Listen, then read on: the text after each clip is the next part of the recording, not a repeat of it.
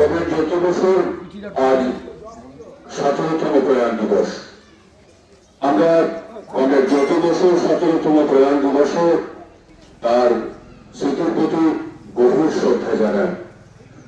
আমরা শপথ নিয়েছি যে আমি একটু বলে যাব, সেটাকে রিপিট করতে হবে। বাবরি মসজিদ ধ্বংসের কলঙ্কিত অধ্যায় জননেতা জ্যোতি বসুর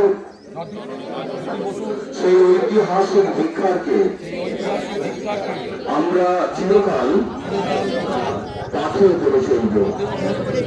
বিজেপি অসভ্য বর্গের দল। সভ্য সমাজে বিজেপির কোন স্থান থাকা উচিত নয়।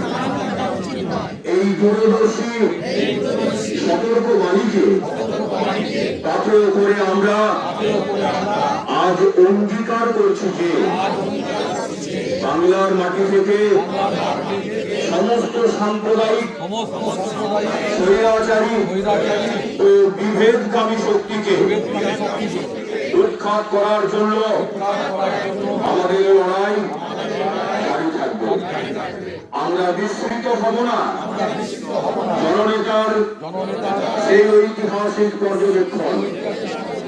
তৃণমূলের সবচেয়ে বড় অপরাধ হল এ রাজ্যে বিজেপিকে ডেকে আনা। সংকীর্ণ স্বার্থে যারা এই সাম্প্রদায়িক বিষবৃক্ষকে বাংলায় রোপণ করেছে, বাংলার মানুষের কাছে তাদের অপরাধ আজ প্রমাণিত।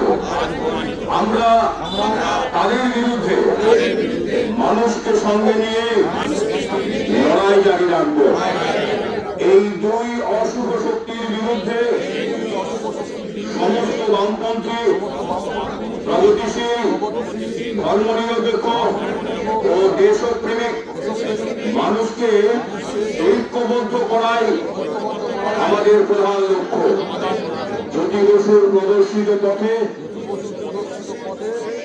উন্নততর সমাজ, অসাম্প্রদায়িক বাংলা গড়ার লড়াইয়ে আমরা আজ নতুন করে শপথ নিচ্ছি।